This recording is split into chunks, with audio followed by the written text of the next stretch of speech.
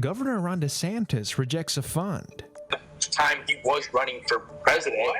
that could have helped Floridians. Coverage from Washington, D.C.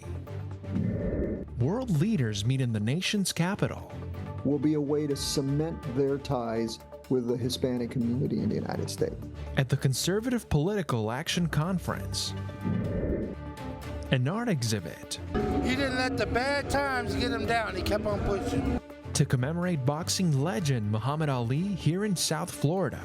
These stories and more coming up on Newsbreak. Hello, South Florida. I'm Ivani Lewski. I'm Natalie LaRoche-Petrie. Today is Friday, February 23rd, 2024. Live from the Lee Kaplan School of Journalism and Media in North Miami, this is Caplin News. A war of words playing out on the political stage between Transportation Secretary Pete Buttigieg and Florida Governor Ron DeSantis. Governor DeSantis has made several headlines in recent years for refusing federal funds. As we learned from D.C. Bureau reporter Sofia Bolivar, Buttigieg called out Florida as the only state to turn down these projects. I'm outside the Department of Transportation, whose Secretary Pete Buttigieg recently pointed out Governor Ron DeSantis' rejection of funds that would have provided millions of dollars to Florida. Although DeSantis rejected the Inflation Reduction Act last year, a recent Instagram post has sparked up much debate. The Miami Freedom Project on Instagram posted a recent interview with Buttigieg and NBC's Jackie Nesbra, speaking about DeSantis rejecting funds for the carbon reduction program. The Instagram post also pointed out the rejection of the Inflation Reduction Act, both that could have potentially benefited Florida communities. Miami has the Resilient 305 plan in place, and so we've identified a whole series of projects that we'd like to do. Funds like that would have been invaluable to sort of help us reach our goals and do some very specific community level projects. Some Florida residents are disappointed with the dismissal of $11 billion in recent years and believe it was due to the governor's presidential campaign. At the time he was running for president, so it was very clearly a political tactic. As somebody who's a constituent who lives in his state, it is very annoying. The comments on the post vary, some commenting that taking the funds would be like taking money from the mob, others commenting that they are glad DeSantis got called out. With debate on the reasoning behind the fund rejection, in the interview, Buttigieg said it should be a bipartisan issue. The funds rejected by DeSantis will now be going somewhere else, according to Buttigieg. Reporting for Kaplan News from Washington, D.C., I'm Sofia Bolivar. The Conservative Political Action Conference, or CPAC, is one of the most prominent gathering of conservatives attended by activists and elected officials from across the U.S. and beyond. Several prominent conservative Latin American leaders are among the attendees at this year's conference right outside of Washington, D.C. Reporter Pamela Correa is live in National Harbor, Maryland, to tell us more about this. I'm here at CPAC 2024, where just yesterday, El Salvador President Nayib Bukele told the gathering, the people from El Salvador have woken up and so can you, making a reference to this hardline stance on crime and other social issues that has gained him both critics and supporters. Other Latin American leaders at the gathering include Argentine President Javier Milei and former Brazilian President Jair Bolsonaro will be here speaking tomorrow. FIU politics and international professor Eduardo Gamarra mentioned why these leaders are here. The conservatives in the U.S., the so-called conservatives in the U.S., are betting that bringing in Milei and Bukele will be a way to cement their ties with the Hispanic community in the United States. The Hispanic vote is key to both parties, and these voters have been pursued aggressively by Republicans and Democrats. In Florida, in particular, Hispanics have played a prominent role in handing the state to the Republicans in 2020. This year, nearly 18 million Latin nationwide are presumed to be Republican nominees, are expected to cast a ballot in November. Presumptive Republican nominee and former President Trump is also speaking on Saturday. This is Pamela Correa reporting live for Kaplan News from National Harbor, Maryland. Back to you in the studio. This morning, former President Trump is looking to get charges dismissed related to classified documents inside his South Florida home. His lawyers filed motions yesterday to try and get the case thrown out.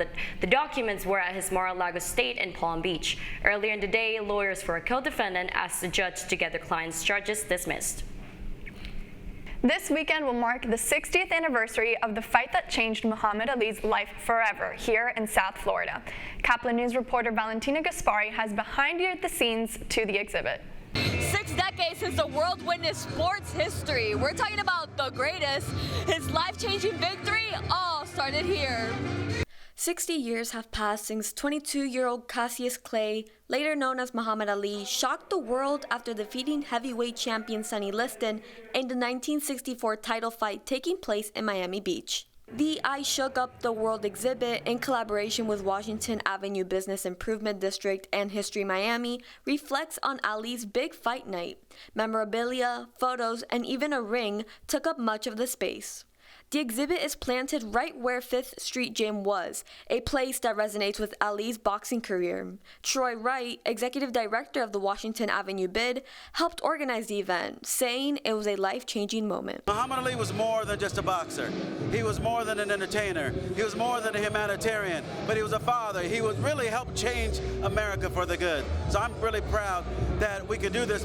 People who knew and remembered Ali told their life stories. One person in particular reflected on the greatest boxer originating from South Florida, his son.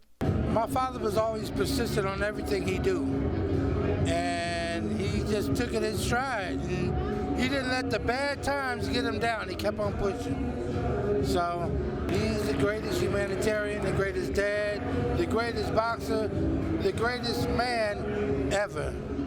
The commemorative event acted as a timeline, framing the pivotal moments in Ali's career, one video and photo at a time. Surprise guests filled the ring to give the audience a show. The most important thing I remember is when he said, "I float like a butterfly and sting like a bee." That's what I remember the most. Sunday will mark the official anniversary of this iconic boxing fight, and the exhibit is open to the public. You can visit the Washington Avenue Bid for more details. In South Beach, for Caplin News, I'm Valentina Gaspari. For the first time in more than 50 years, the U.S. lands a spacecraft on the moon. It was an unmanned mission, but the Odysseus landing marked a historic moment nonetheless. And as space enthusiasts and experts watched the landing, current NASA administrator and former Florida Senator Bill Nelson commented on the momentous event. We're going back to the moon, not just to go to the moon. We're going back to the moon to learn, to live, to experiment, to invent, to create in order to go further, and that is to Mars and beyond with human astronauts. The area Odysseus landed in is suspected to harbor water ice, which pulls international interest because it could potentially be converted to drinking water or rocket fuel for future missions. The last 20 seconds decided last night's Panthers game. That's still ahead, and so is the story. Super excited to be here. It's our first year actually at Burger Bash. A bash on the beach to get the South Beach Wine and Food Festival started off right. Newsbreak will be back in 2 minutes.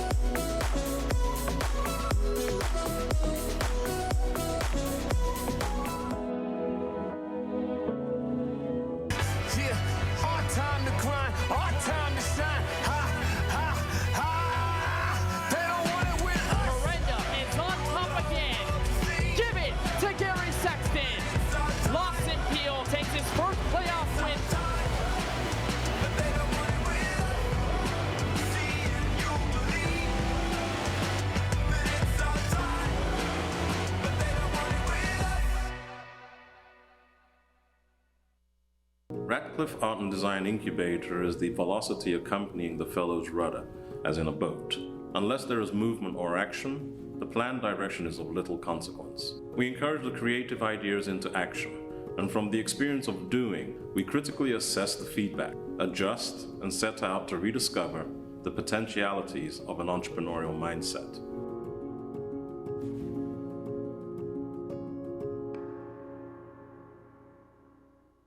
stem is precise, no margin for error. Dare to forget that. Dare to have fun with it. Get weird with it. Dare to send those old STEM theories flying past the neighbor's house into outer space. Dare to program something internet-breaking, record-breaking. Dare to blow their minds. Dare to learn the difference between sedimentary and metamorphic rock. Go find those rocks. Dare to keep daring.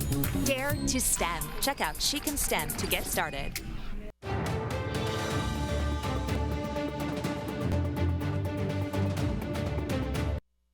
An annual food frenzy as the culinary world turns its eyes to South Beach. The South Beach Food and Wine Festival in Miami Beach will capture South Florida's attention for the next few days. But as Caplin's Tyler Law reports, it all started last night with Rachel Ray's Burger Bash. Festival goers are salivating their taste buds here at the 23rd Annual South Beach Food and Wine Festival in Miami Beach. An epic showdown is more beefed up than ever, thanks to the glorious return of the beloved host who started it all, Rachel Ray. With over 30 mouthwatering burgers and tantalizing sides, chefs are competing for the very best burger award. Being number one, you're going to start with 75-25 meat. Fried and Sons, best around. Cook on the flat top, nice medium temperature, and then don't go more than 4 ingredients, right? Cheese, pickles, grilled onions, and mustard is my favorite. That's like as simple as it can get, but once you get more than 4 toppings, they're complicated. We're super excited to be here. It's our first year actually at Burger Bash. We have a burger, it's a koji burger, so it's actually cured, that we're very excited about, and we want to see how everyone else feels about it. Our burger is very special. We brought our champ burger today. It has 3-star ingredients. We make our own buns. We only use Wagyu beef, and our secret ingredient is a pickled heirloom tomato that we make ourselves.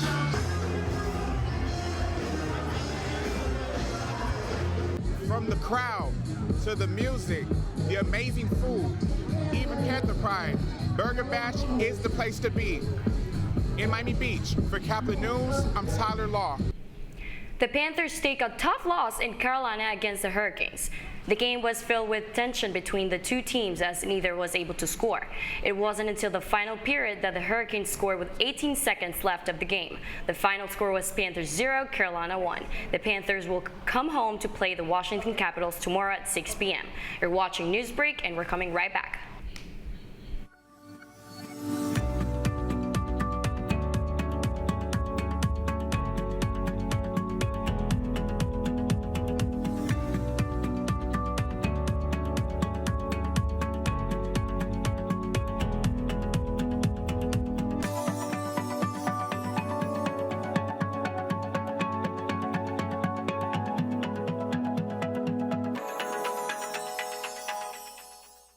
See us dream. See us remember. See us protest. You matter. Your feelings matter. Your identity matters. Everything about who you are matters. See us fight back. See us rebuild. See us shatter stereotypes. See us inspire. See us united. See us now. There are 16 million children struggling with hunger in America. That's 1 in 5 daughters, sons, neighbors, and classmates who don't know where their next meal is coming from. Yet billions of pounds of good food go to waste every year. It's time we do something about it. Feeding America is a nationwide network of food banks that helps provide meals to millions of kids and families in need. Visit feedingamerica.org to help them feed even more. Together, we can solve hunger. Together, we're feeding America.